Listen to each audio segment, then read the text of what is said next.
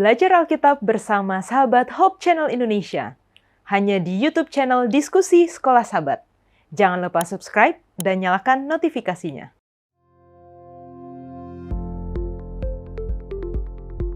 Jadi kita itu harus tumbuh sekalipun kita merasa iman kita harus tumbuh pada Tuhan juga.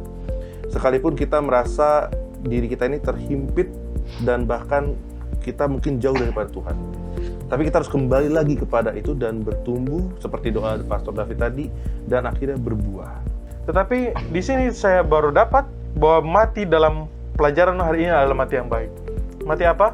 Mati dari dosa-dosa lama kita, keegoisan kita, mati dari semua yang membuat kita jauh daripada Tuhan. Untuk apa? Untuk kita hidup dan bersandar terus dari dalam Kristus.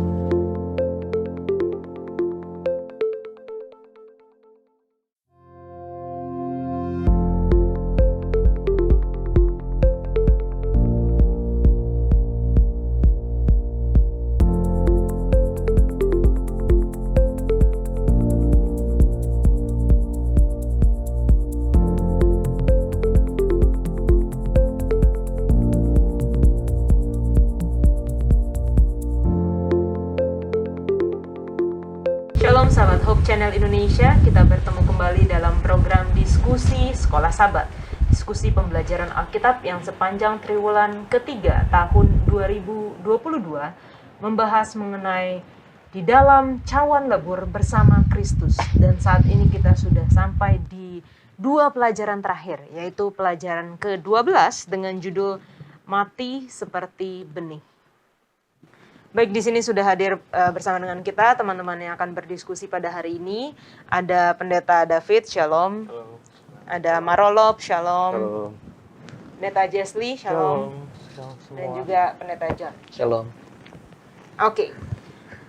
Pertanyaan hari ini. Kira-kira aturan lalu lintas apa yang paling sering dilanggar oleh teman-teman yang ada di sini? Ya, kalau aku sering berhenti di zebra cross kalau lampu merah. Kayaknya itu yang paling sering deh. Berhenti di zebra cross kalau lampu merah. Minta dilangkainya motornya ya. Iya.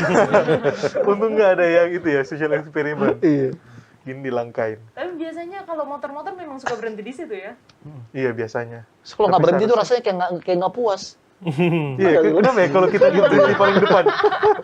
Nggak di depan ini, nggak di depan. Harus Kurang di depan. depan, kurang bisa sampai mentok. Kalau Master John apa? Naik ke trotoar biasanya. Kalau lagi macet tuh kadang bawahnya pengen aja naik ke trotoar. Kalau di Medan biasanya biasa sih itu kayak nggak ada salah-salah. Tapi kalau Jakarta, Saya mengambil hak-hak pejalan kaki seperti saya ini. kalau di Jakarta agak enggak kan nggak boleh. Tapi biasanya kalau di Pancoran itu daripada saya macet-macet, saya ambil kiri lewat trotoar, melawan arus jalan. Pernah naik jembatan juga nggak? Enggak, itu nggak Motornya? pernah. Belum Motor belum saya coba. Waktu itu pernah naik ojek online, naik Waduh, parah. naik jembatan. Pak polisi Pendeta David? pancoran boleh lihat ini. Lampu merah ya, biasa tuh lampu merah. Terus sebenarnya masih kuning kelihatannya, tapi terobos karena langsung merah ya abis itu. Nah, tapi kalau di Jakarta juga ya ganjil genap salah satu juga kurang lebih Pak. Jadi udah tahu spot-spot mana yang ada polisinya biasanya tahu. Iya udah tahu. Tapi seringkali kirain nggak ada polisi tiba-tiba nongol gitu kan. Iya.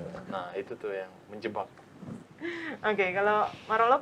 Ya mungkin kalau ya hampir sama kayak Pastor David ya, lampu merah, ganjil genap, dan satu lagi suka ini ngambil parkir. Karena kadang-kadang dilarang parkir kan. Udah parkir aja lah, karena di sebelah-sebelahnya kan parkir gitu. Parkir aja lah. Gitu. Ngikutin orang padahal nggak boleh. Ini membantu perekonomian memang, Iya. entrepreneur itu. Tapi kalau ada polisinya ya atau ada ya ininya pamong prajanya di situ, Satpol PP-nya ya harus pergi sih memang. Tapi kalau enggak ya udah parkir aja. Tapi memang harus ditungguin. Oke, jadi kalau saya lihat sebagian besar melanggar itu karena itu sudah biasa ya, sudah biasa terjadi. Ngikut-ngikut orang aja, ada yang parkir di sebelah situ, ya ikut aja parkir loh. Orang itu bisa parkir kok, gitu kan. Ini motor-motor yang berhenti di zebra cross, oh semua motor itu. Kayaknya nggak ada motor yang nggak berhenti di zebra cross. Pada pelajaran pekan ini kita belajar mengenai mati seperti benih. Ada gambaran Yesus yang di sini dikatakan tentang biji gandum yang mati. Jadi gambaran Yesus sebagai biji gandum yang mati, dia turun dari surga ke dunia, bukan hanya turun dari tahta yang tertinggi, tapi turun sampai ke dunia orang mati. Adalah analogi yang menarik dari kepatuhan kita pada kehendak Allah. Jadi jangan kemana-mana karena kita akan belajar pelajaran kita setelah yang satu ini.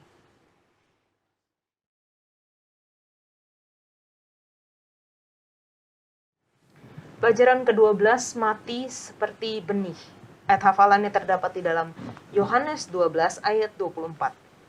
Aku berkata kepadamu, sesungguhnya jikalau biji gandum tidak jatuh ke dalam tanah dan mati, ia tetap satu biji saja. Tetapi jika ia mati, ia akan menghasilkan banyak buah. Kita minta Pendeta David untuk berdoa.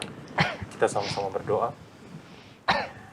Bapa Semawi, Tuhan Allah kami bersyukur atas kasih Tuhan yang begitu besar dalam kehidupan kami, sehingga pada kesempatan kali ini kami mampu untuk berkumpul dan juga berdiskusi akan pelajaran yang indah mengenai benih.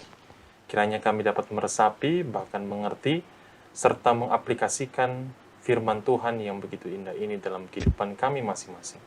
Sehingga kehidupan kami dapat menjadi benih yang mati dalam tanah, namun bertumbuh sesuai dengan kehendak Tuhan dan juga berbuah untuk berkat bagi orang lain. Mampukan kami ya Tuhan, dan kami mengundang Roh Kudus untuk sertai hati dan pikiran kami. Terima kasih ya Tuhan, Kau telah mendengar dan menjawab doa kami. Di dalam nama Yesus kami berdoa. Amin. Amin. Oke, dari teman-teman sepanjang pelajaran pekan ini, mati seperti benih. Apa sih yang bisa dipelajari, Bang Marolop? Oke, jadi mati seperti benih ini tadi kita sempat brainstorming ya, bahwa apa bedanya benih sama biji kan? Tapi ternyata benih itu adalah sesuatu yang pasti tumbuh gitu kan. Dan memang kita ini perlu memahami bagaimana maksud Tuhan bagi kita. Jadi kita itu harus tumbuh sekalipun kita merasa iman kita harus tumbuh pada Tuhan juga. Sekalipun kita merasa diri kita ini terhimpit dan bahkan kita mungkin jauh daripada Tuhan. Tapi kita harus kembali lagi kepada itu dan bertumbuh seperti doa Pastor David tadi dan akhirnya berbuah. Jadi seperti itu kira-kira gambaran pelajaran ini. Pelajaran ini saya dapat ialah mati itu adalah hal yang selalu dihindari oleh semua orang. Semua agama, bahkan kita sendiri pun. Contohnya mati handphone, atau mati yang lain, atau mati dalam konteks kehidupan kita. Tetapi di sini saya baru dapat bahwa mati dalam pelajaran hari ini adalah mati yang baik. Mati apa? Mati dari dosa-dosa lama kita, keegoisan kita, mati dari semua yang membuat kita jauh daripada Tuhan. Untuk apa? Untuk kita hidup dan bersandar terus dari dalam Kristus. Kalau saya melihat pelajaran ini ya, saudara-saudariku, benih itu jatuh ke dalam tanah dan terletak di bumi. Ketika pelajaran ini menganalogikan kita seperti benih, kita itu jatuh ke dalam dosa, namun kita juga jatuh ke bumi ini yang tidak tahu apa yang akan terjadi setelahnya, tidak tahu apa yang akan terjadi ke depannya. Nah, seperti dikatakan di sini juga, kita tidak dapat membayangkan seperti apa kehidupan di masa depan. Dan benih pun sebenarnya tidak tahu kalau dari sisi benihnya. Tentu dari sisi yang menanam tahu ya. Kita kan sering menanam, bahkan tadi Pastor John share kacang hijaunya nggak sengaja ternyata udah bertumbuh aja jadi menjadi toge. Nah, kita tidak tahu apa dan kapan Tuhan membentuk kita dan seperti apa. Tetapi mati layaknya benih adalah kesempatan, seperti memberikan kesempatan juga pada saat kita hidup di dalam Tuhan, kita mati untuk bertumbuh dan kemudian menjadi berbuah. Dan ini pelajaran yang penting bagi kita, sehingga kehidupan kita akan berjalan sesuai dengan kehendak Tuhan, sesuai dengan rencana Tuhan. Teman-teman pernah dengar nggak sih istilah YOLO? You only live once. You only live once ya. Jadi memang fokusnya cuma satu, hidup. Dan sebagai makhluk hidup kita harus menggunakan setiap saat. Tidak boleh ada yang kita lewatkan, tidak boleh ada yang kita sesalkan untuk menikmati setiap aspek kehidupan. Nah, tapi kira-kira YOLO ini alkitabiah nggak? Kalau kita mau coba analisa lagi. Di mana fokusnya itu ada dalam kehidupan untuk potensi kita, semua kesenangan dunia dan kepelisirannya. Justru ketika kita membaca tulisan Yesus itu, dia selalu berkata, bahkan kepada Nikodemus dia berkata ya, kamu harus lahir kembali, dan sebelum lahir kembali itu harus ada kematian yang terjadi. Dan ketika kita membuka ayat apa namanya itu, ayat key text kita dikatakan bahwa biji gandum itu harus jatuh ke tanah dan mati supaya itu bisa berbuah kembali. Jadi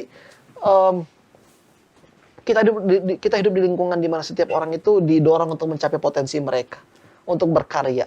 Tapi satu sisi lain Alkitab berkata satu-satunya jalan supaya kita bisa bertumbuh ya melalui kematian. Ya, kayak Pak Pendeta nggak berusaha bilang ya bahwa kematian itu yang membuat hidup kita sempurna, enggak. Tapi yang dimaksud dengan kematian di sini, yang dimaksud dengan benih yang mati, self denial, penyangkalan diri. Itulah yang sebenarnya Tuhan paling inginkan di dalam kehidupan kita. Bukan pemanjaan diri, tapi penyangkalan diri. Dan kedua hal ini berbeda loh, antara pemanjaan diri dan juga penyangkalan diri. Begitu kan, kalau dari aku. Oke. Bagaimana dengan comfort zone? Pokoknya kita belajar di sini bahwa biji itu harus keluar dari comfort zone-nya baru bisa bertumbuh. Dan itu yang dimaksud dengan pemanjaan diri kan? Ya, semua dari kita punya comfort zone kita. Iya. Iya kan? Dengan waktu jam-jam yang kita gunakan itu pasti ada comfort zone-nya itu. Tapi kita berkata kita harus menjangkau diri.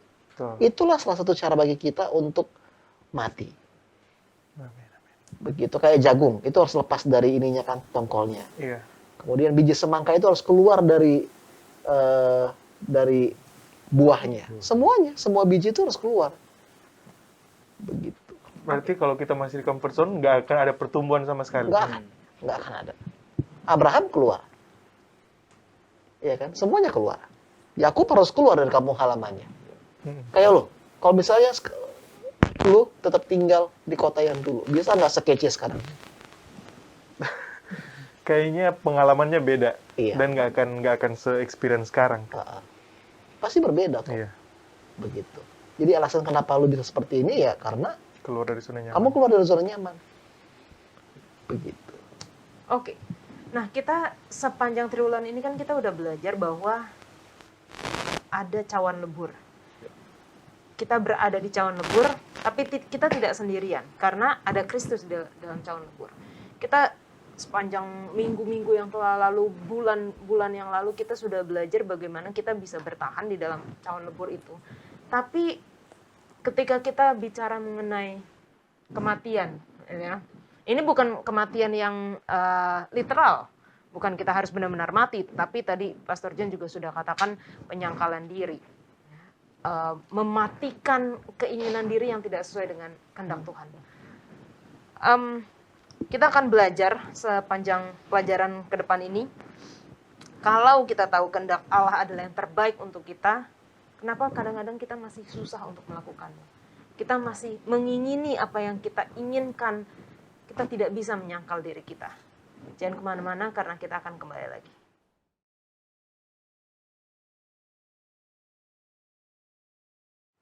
Baik, kita kembali lagi. Pertanyaan dasar. Mengapa kita susah sekali untuk menyangkal diri? Untuk sesuatu hal yang ya karena itu kita suka kan ya.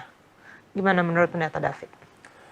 Sifat alamiah manusia memang berdosa. Jadi kecenderungan kita untuk menyangkal diri itu sulit. Karena kita mengandalkan diri sendiri. Self-reliance. Tetapi Alkitab kembali mengingatkan kepada kita bahwa ketika menyangkal diri, justru kita menyerahkan diri kepada Tuhan yang lebih mengetahui semuanya.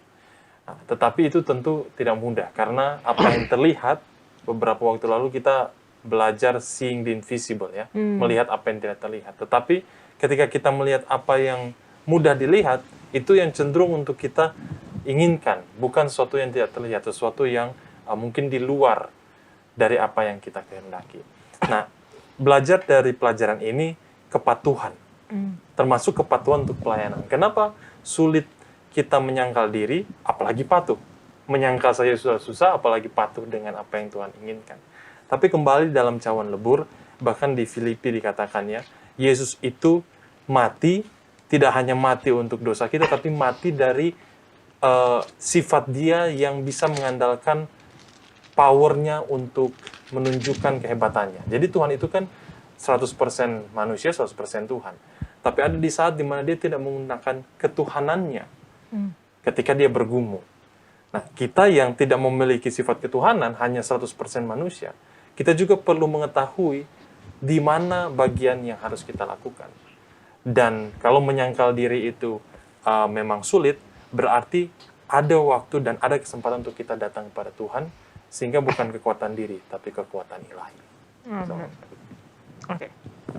Kenapa sulit menyangkal diri itu ya sifat alami manusia, dan yang lebih penting karena kita melihatnya sebagai pencapaian diri sendiri. Kan kita yang jalanin. Tuhan kan tugasnya memberkati, merestui, istilahnya gitu. Jadi kita menjadikan Tuhan, seperti pendeta David bilang, si the invincible-nya itu adalah approver gitu loh, untuk apa yang kita rencanakan. Padahal harusnya rencana kita dan kehendak kita harus sejalan dengan rencana dan kehendak Allah. Tapi kenyataannya kita sering berpikir bahwa ya kita yang jalanin kok, hidup ini saya yang punya kok, iman saya juga tetap sama Tuhan, tapi this is my life gitu. Walaupun kita sering dengar lagu My Life is in Your Hand, tapi this is my life. Akhirnya I do it my way ya. Right? I did it my way. Akhirnya I did it my way. Jadi even though my life is in your hand, tapi tetap kata-kata pertama adalah is my life. Jadi itu yang membuat kita berpikir bahwa Tuhan itu hanyalah sebagai penolong tapi approver, bukan sebagai yang harusnya walk together, yang harusnya jalan bersama. Oke. Mengapa? Karena pada dasarnya manusia selalu membuat rencana untuk kenyamanannya sendiri. Dia punya timetable untuk kenyamanan sendiri. Sama seperti yang kemarin yang Pastor John bilang, semua punya timetable buat nyaman. Oh, dia di umur segini, dia jadi manajer, dia jadi direktur, sebagaimana mungkin. Dan kita rela korbanin orang lain demi timetable kita. Dan itu yang jadi pergumulan. Kita selalu fokus kita terhadap timetable ini yang selalu berusaha supaya kita harus nyaman dan harus mengikuti timetable ini. Dan timetable inilah yang membuat kita sulit mengikuti timetable Allah. Menyangkal diri kita dan mengikuti apa yang Tuhan rencanakan. Kenapa? Kita punya sendiri yang kita pikirkan, yang kita set dalam pikiran kita. Kita harus inilah yang contoh untuk kesuksesan. Tapi bukan itu sebenarnya. Makanya di pelajaran ini Tuhan ingin kita mati dari ini yang kita rencanakan, yang hanya untuk membawa kesenangan diri sendiri kita, hanya untuk membawa kita lebih dalam untuk kesenangan dunia ini.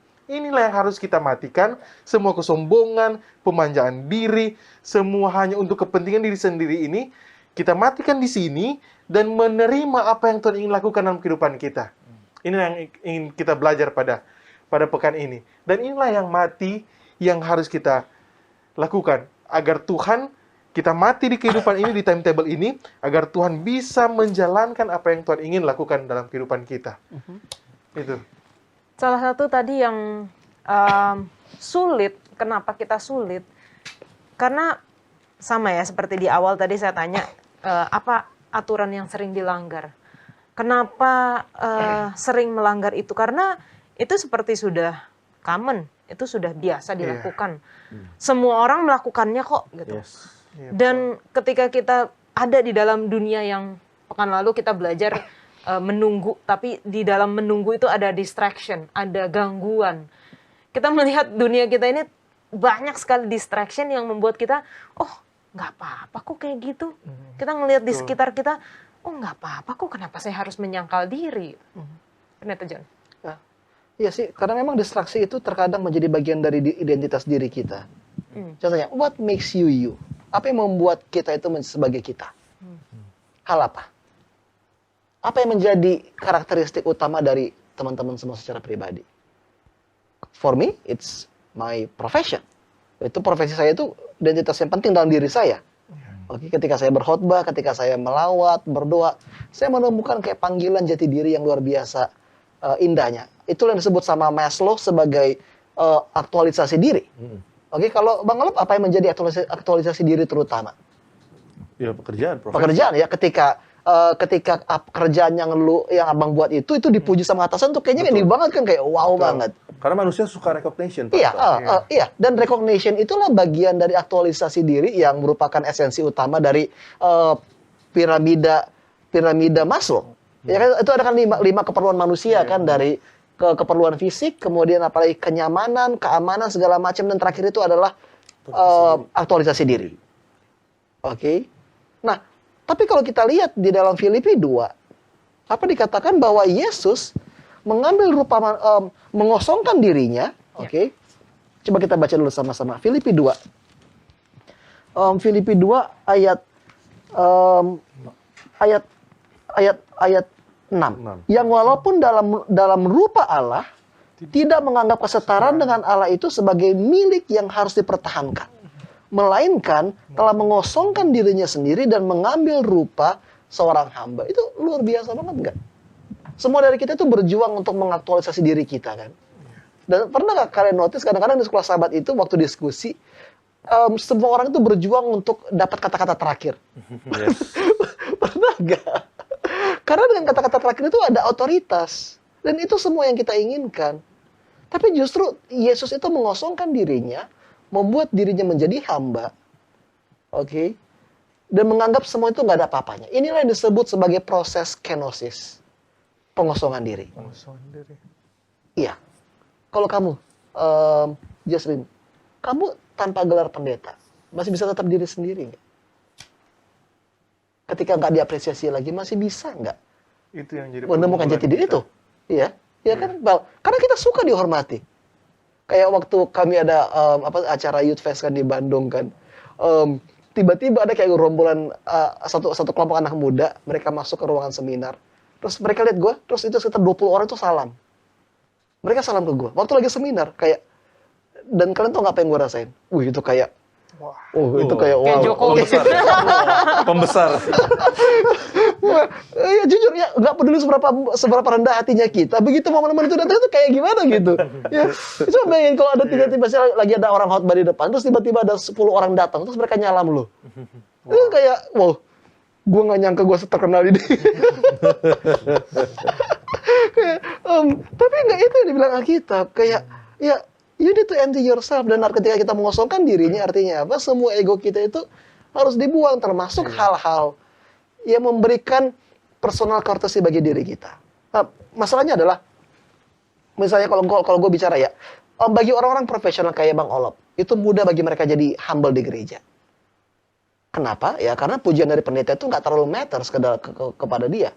Tapi pujian dari bos gimana? Matters. Iya, it matters. Jadi bagi beberapa orang mudah bagi mereka untuk memiliki kehidupan yang egoless di gereja, egoless, yang nggak ada ego di gereja, tapi di kantor itu sombong. Tapi ada beberapa orang juga yang di kantor itu rendah hati, begitu masuk di gereja itu sombong. Kenapa? Aktualisasi diri itu. Itu kenapa begitu sulit? Nah, berhubungan dengan itu, bagaimana caranya kita menghidupkan kehidupan kita tuh life to the fullest gitu. Karena Tuhan juga nggak pengen kan kita sebagai manusia ya malas-malesan gitu. Sebagai manusia kita istilahnya beberapa pekan yang lalu saya belajar iman itu tempat yang teduh sekali, tempat bersembunyi bagi orang-orang yang malas gitu kan. Ya, penting percaya sama Tuhan aja, berserah sama Tuhan aja. Gimana caranya kita tetap bisa mengaktualisasi diri sepenuhnya sambil mengosongkan diri. Sambil mengosongkan diri. Oke. Hubungan dengan Tuhan itu matters pastinya. Tetapi ada prioritas, ada skala prioritas. Tadi seperti Pastor John ya, yang katakan untuk mengambil bagian terakhir di diskusi sekolah sahabat itu kayaknya prioritas gitu ya, untuk sebagian orang. Tapi untuk kita pribadi kita perlu mengintrospeksi diri. bagian apa yang bisa kita prioritaskan untuk pelayanan kita. Misalnya sesuatu yang tidak perlu harus dilihat oleh orang lain, tapi dampaknya besar gitu. Nah, itu bisa membantu kita untuk mencegah perasaan-perasaan yang ingin menonjolkan diri. Karena tadi proses pengosongan diri itu baik ketika kita tidak terlalu banyak spotlight. Karena pada saat kita di spotlight, orang kan akan lihat mungkin seperti di akuarium gitu ya. Ini akan buat apa nih orang ini? Mungkin pendeta ya, karena pendeta dilihat oleh anggota itu kan, setiap gerak-gerik pendeta, jangankan pendeta, istri pendeta juga akan diperhatikan gitu.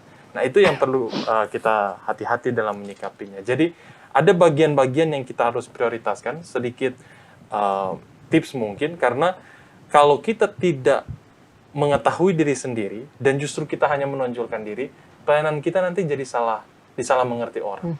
Motifnya itu jadi disalah mengerti orang. Mungkin maksud kita baik, tapi karena waktu dan tempatnya kurang tepat, akhirnya orang bilang, ini hanya untuk pencitraan misalnya gitu ya. Ini soknya orangnya gitu kan. Tapi maksud kita baik misalnya.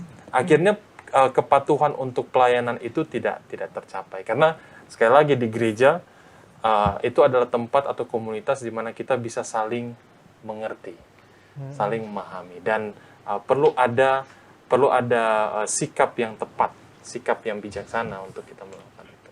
Oke. Pastor John. Masih ada dua nih, belum. Tadi aku udah. Nanti. Pastor John dulu. Boleh tadi refresh Kak pertanyaannya Kak?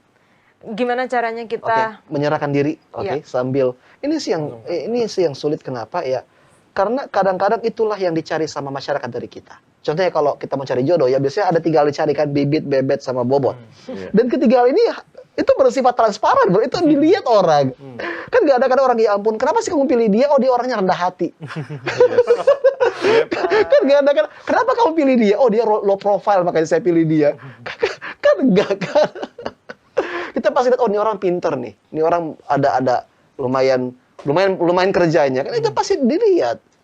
Ya, karena memang masyarakat di mana kita hidup adalah masyarakat yang menuntut outward appearance. Ya kan, jadi satu teman cerita sama saya, dia lagi burnout di kerjaannya. Alasannya kenapa? Ya karena workplace-nya dia itu menuntut orang untuk kelihatan sibuk. Jadi yang dihargai itu, yang naik pangkat itu adalah orang-orang yang memang kelihatan sibuk. Oke. Ada kan workplace kayak gitu kan. Ya kelihatan sibuk itu dianggap. Betul. Walaupun nggak buat apa-apa. Kelihatan sibuk aja. Ya, karena memang external appearance itu lebih mudah dinilai daripada internal appearance. Iya kan? Oke, terus jadi sekarang gimana kita sebagai umat Kristen harus hidup itu seperti apa? Yang penuh tetapi juga yang kosong. Oke, kalau jawabannya itu ada di ayat inti kita, Yohanes 12 ayat 24. Oke, itu dia berbicara tentang biji dan menjadi benih ya. Tapi saya mau skip ke ayat 26. Barang siapa melayani aku, ia harus mengikuti aku. Dan di mana aku berada, di situ pun pelayanku akan berada. Ini yang paling terakhir. Barang siapa melayani aku, ia akan dihormati oleh Bapa. Itu cara salah satunya. Tapi Yesus nggak bilang loh, barang siapa melayani aku, ia akan dihormati oleh gereja. Dia nggak bilang, barang siapa melayani aku, dia akan dihormati oleh atasannya. Barang siapa melayani aku, dia akan dihormati oleh orang-orang, oleh keluarganya. Enggak. Yesus bilang, barang siapa melayani aku, ia akan dihormati oleh Bapa. Jadi caranya bagi kita untuk mencari kenosis dan juga untuk masuk ke dalam kenosis dan aktualisasi diri pada saat bersamaan adalah dengan mencari kehormatan pada Bapa. Hanya itu aja. Kita mau cari kehormatan dari orang, kehormatan orang itu naik turun loh. Oke, coba, kamu dihormati sama jemaat karena kamu atau karena jabatan kamu? Karena associate. Iya. Jadi yang dihormati itu bukan Jaslyn, bukan Pastor Yohanes, bukan David, enggak, tapi karena kita semua adalah pastor. Status kita. Oke, jadi kadang-kadang kita lupa, kita mencari kehormatan dari jabatan kita. Kita mencari aktualisasi diri dari pencapaian kita, tapi semuanya ini sementara. Good overtime. Oke. Terima kasih Pastor John Jangan kemana-mana karena kita akan lanjutkan setelah yang satu ini.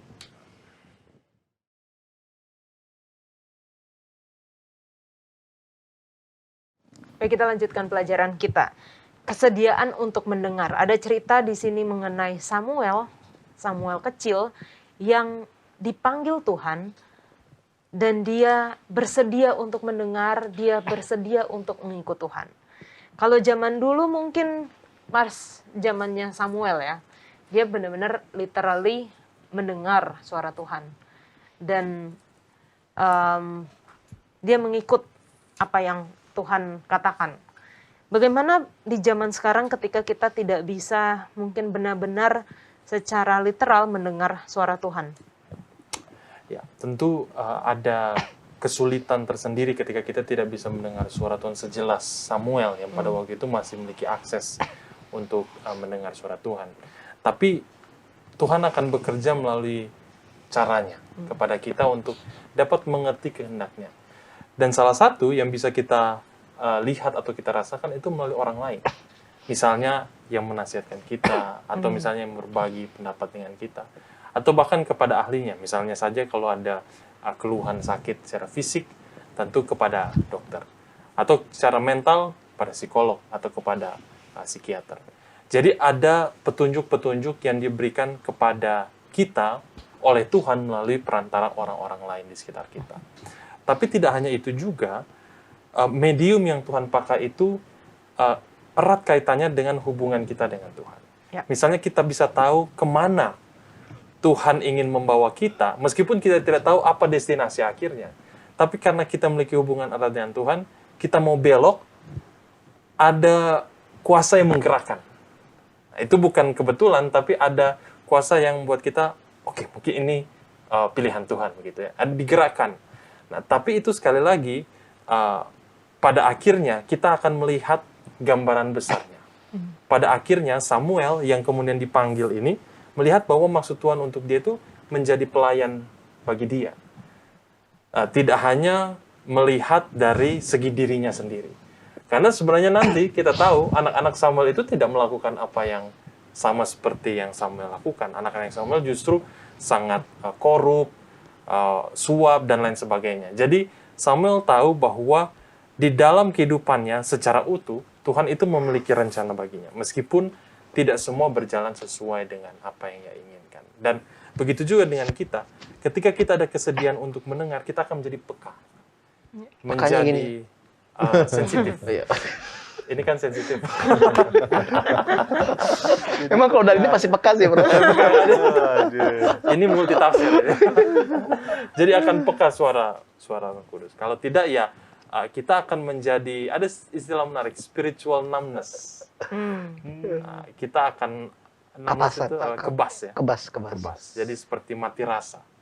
Enggak mati tapi mati rasa gitu rasanya. Jadi spiritual numbness ini yang perlu kita hati-hati dalam menyikapinya. Kalau tidak, kita justru tidak peka lagi dengan suara Roh Kudus. Amin. Jadi kembali lagi kepada hubungan kita kepada Tuhan ya. Dan kalau pekan lalu kita belajar juga grow in love gitu. Kalau misalnya kita mempunyai hubungan yang dekat dengan Tuhan, kita sering berhubungan dengan Tuhan, artinya kasih kita juga akan semakin bertambah. Nah, mengenai kembali lagi tadi, mengenai kepercayaan diri kepada diri sendiri. Karena di sini ada cerita mengenai Hawa yang mungkin dia pikir dia tidak sedang melanggar hukum Tuhan. Tetapi kenapa itu bukan dianggap, memang dia melanggar karena dia lebih percaya kepada apa yang setan katakan dan kepada dirinya sendiri, kepada apa yang dia pikirkan, daripada percaya kepada apa yang Tuhan katakan. Dan di sini juga ada cerita mengenai Saul yang mengandalkan dirinya sendiri. Tadi di segmen sebelumnya Pendeta David sudah katakan bahwa pertamanya dari lihat, lalu Saul di sini dikatakan beralih mulai dari dia melihat, dia berkata, dan dia merasa. Jadi ketika dia lebih memilih untuk percaya kepada apa yang dia lihat, lalu itu menjadi, kalau misalnya ada orang tuh kayak, oh saya target-target saya tulis di satu kertas, saya tempel di tempat tidur saya, dekat tempat tidur, tiap bangun saya baca. Saya akan menjadi seperti itu. Dan itu kadang-kadang bisa benar-benar terjadi gitu. Saya ingin punya mobil ini tahun segini. Dan itu bisa terjadi. Inilah juga yang mungkin yang terjadi kepada Saul ketika pertama dia lihat, lalu dia berkata sampai akhirnya dia merasa. Seberapa jauh kita bisa mempercayai perasaan kita? Apa yang kita lihat itu bisa kita wujudkan. Power of mind katanya. Mungkin Pastor Jesli. Sebenarnya di sini kita bisa lihat yang terjadi di sini bukan karena dia terlalu percaya, memang di sisi lain dia terlalu percaya dirinya. Tapi yang mau saya tekankan di sini ialah dia ragu sama Tuhan. Apa yang Tuhan firmankan kepada dia. Kita semua sudah tahu Tuhan firmankan kepada dia bahwa jangan pernah sentuh buah yang ada di tengah-tengah taman ini, buah pengetahuan yang baik dan jahat, apalagi makan, kan? Tetapi di sini ketika ada godaan datang, ketika ada distraksi yang muncul, ini yang menjadi poin penting. Dia ragu dia ragu dengan apa yang Tuhan katakan kepada dia. Yang menjadi pelajaran adalah ketika kita berdoa kepada Tuhan dan distraksi muncul, pergumulan muncul, kadang-kala kita juga ragu loh sama hasil jawaban doa itu. Hawa dia ragu sama Tuhan. Dan ketika dia ragu sama Tuhan, ini yang terjadi. Dia lebih mengandalkan apa yang dia percayai selama ini. Dia lebih mengandalkan apa yang dilihat oleh matanya. Emang iya. Ketika dia keraguan datang, dia mulai pakai pikirannya sendiri. Dan itulah yang membuat dia tenggelam dalam kepercayaan dirinya sendiri. Sebenarnya nggak masalah percaya diri. Tetapi yang harus kita pegang teguh ialah apa yang Tuhan firmankan. Ketika Tuhan firmankan itu, tetap terus percaya. Jangan ketika godaan datang yang Tuhan firmankan itu, kita mulai ragu. Tuhan benar nggak sih apa yang Tuhan bilang? Ini yang menjadi poin. Sama seperti Saul juga. Karena ketika keraguan itu datang, apa yang terjadi? Dia mulai masuk di penglihatan. Dan akhirnya pikirannya mulai bekerja. Dan ketika dia merasakan ini, kayaknya nggak gini deh. Akhirnya dia melakukan sesuatu melalui yang dia rasakan. Dan semuanya bermula apa? Keraguan. Ketika keraguan muncul, dia merusak semua. Terlebih khusus keraguan terhadap firman Tuhan. Poin yang saya mau tekankan di sini ialah jangan pernah kita ragu sama firman Tuhan. Karena Tuhan tahu yang terbaik untuk kehidupan kita. Iya, mungkin kita harus kurang-kurangin yang namanya suka negosiasi sama diri sendiri. Ya. Semua profesi di dunia ini punya prosedur, punya aturan main. Selain Alkitab, saya yakin kehidupan kita itu diatur oleh prosedur, aturan. Tadi pertanyaan pertama kan, seberapa sering suka melanggar peraturan lalu lintas. Semuanya prosedur, peraturan itu pasti pengen membuat kita selamat. Tujuan Tuhan kan cuma satu. Manusia ini, kita ini, semuanya selamat. Jadi kalau kita suka negosiasi sama prosedur, kita suka negosiasi sama peraturan, kita suka negosiasi sama yang lain karena hemat pikiran kebijaksanaan sendiri, dan itu biasanya, gue kan pengalaman. Saya kan pengalaman, udah 11 tahun di finance accounting, suruh anak 2 tahun yang baru, dia suruh apa aja, kadang bos saya. Padahal prosedurnya tidak seperti itu. Dan mungkin di gereja kita seperti itu. Kita punya church manual, tapi karena kita pikir itu baik untuk jemaat, kita lupa church manual dan Alkitab. Nah, jadi kita suka bernegosiasi tentang itu, dan sebetulnya bagaimana kita bisa peka terhadap Tuhan, balik lagi ke pertanyaan pertama tadi, ya karena kita tahu prosedur dan peraturan itu adalah untuk kita sebetulnya. Tapi kadang-kadang kita pakai pengalaman dan semuanya supaya baik, padahal belum tentu benar. Oke. Mengenai peraturan. Iya. Oke. Tadi gue setuju banget sih bahwa memang peraturan itu ada untuk menuntun masyarakat ya. Kehidupan kita juga. Tapi pertanyaannya kalau kita mau jujur ya, Peraturan untuk dilanggar. bukan itu. Tapi coba perhatikan, semakin tinggi seseorang, maka semakin besar eksepsi yang dia terima dari peraturan. Betul. Betul. Waktu kami naik mobil, selalu aja ada mobil polisi itu yang pakai sirene minta-minta lewat. Dan ini bukan mobil patroli loh. Dia sendiri. Ini mobil dinas. Oke, jadi masa kasus itu terjadi bukan karena sistemnya rusak, bukan, tapi karena mereka beranggapan dengan adanya jabatan dan everything is permissible. Ada excuse. Dan itu juga terjadi di dalam dunia kerohanian. Coba kalau pendeta ada ngantri nggak?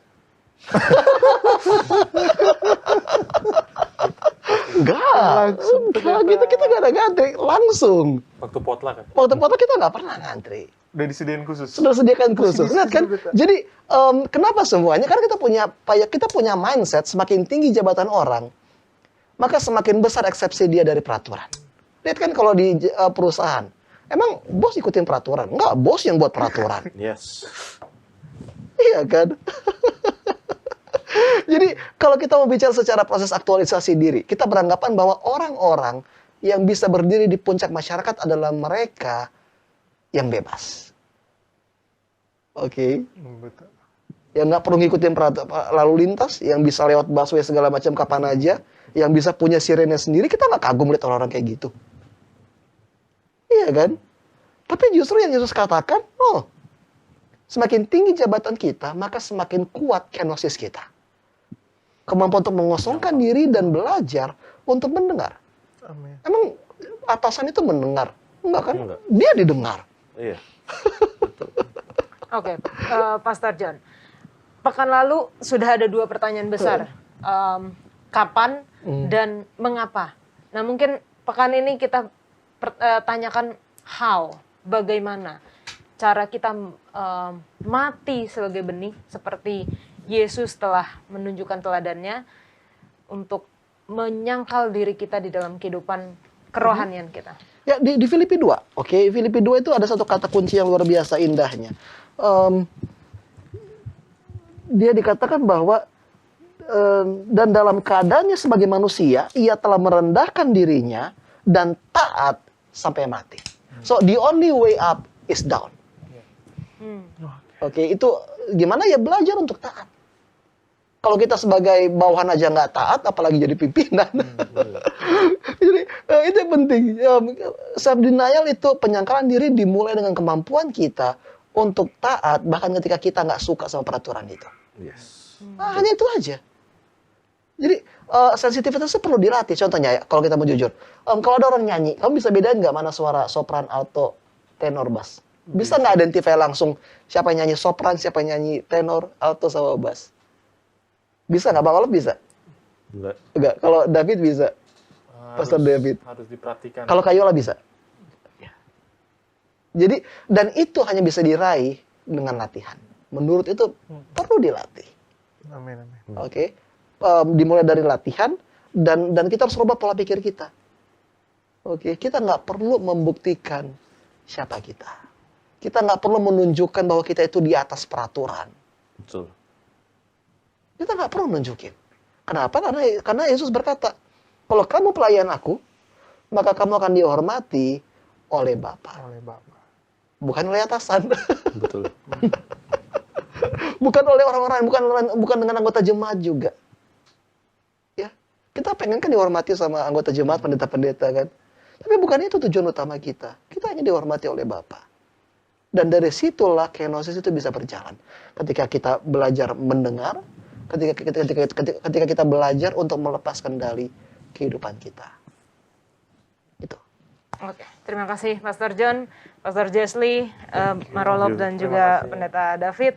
Kita sudah berdiskusi dan biarlah apa yang kita pelajari dapat membantu kita untuk memahami apa kehendak Tuhan di dalam kehidupan kita.